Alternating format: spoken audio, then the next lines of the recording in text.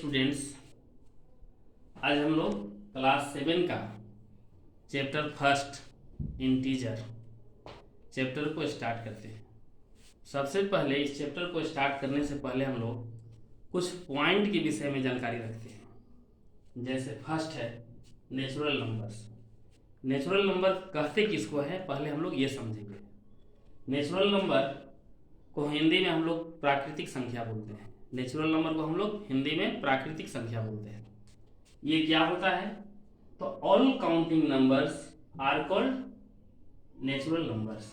जितने भी counting numbers होते हैं उसको हम लोग बोलते हैं नेचुरल नंबर्स।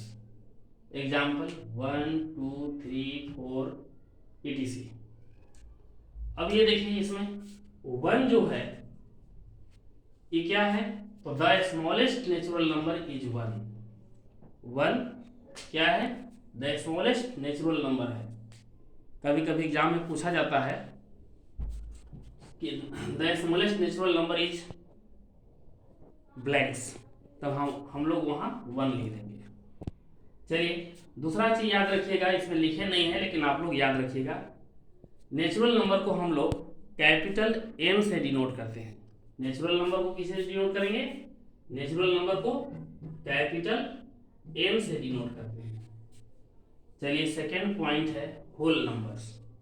होल नंबर किसको बोलते हैं, हम लोग समझते हैं।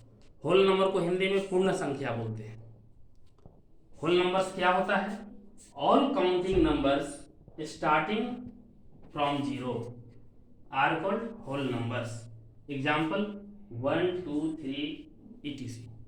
देखिए, इसमें होल नंबर क्या होता है आप लोग समझ लें। जितना भी काउंटिंग नंबर्स होता है वो सब होल नंबर है, लेकिन 0 से शुरू होने वाले हैं।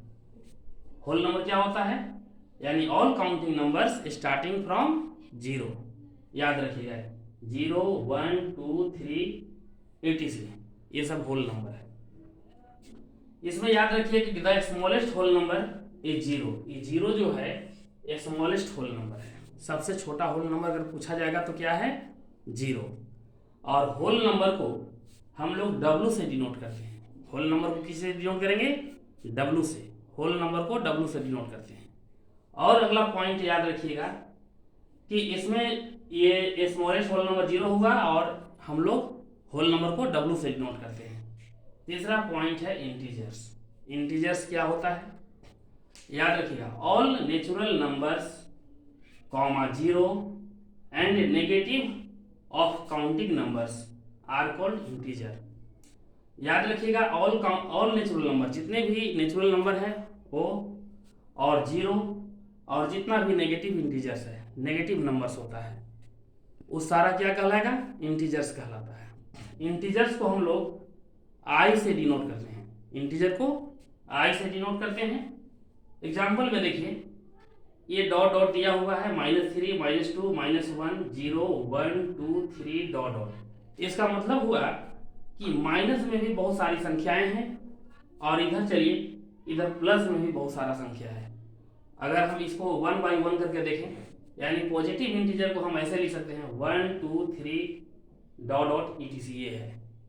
ये नेगेटिव इंटीजर -1 -2 -3 etc।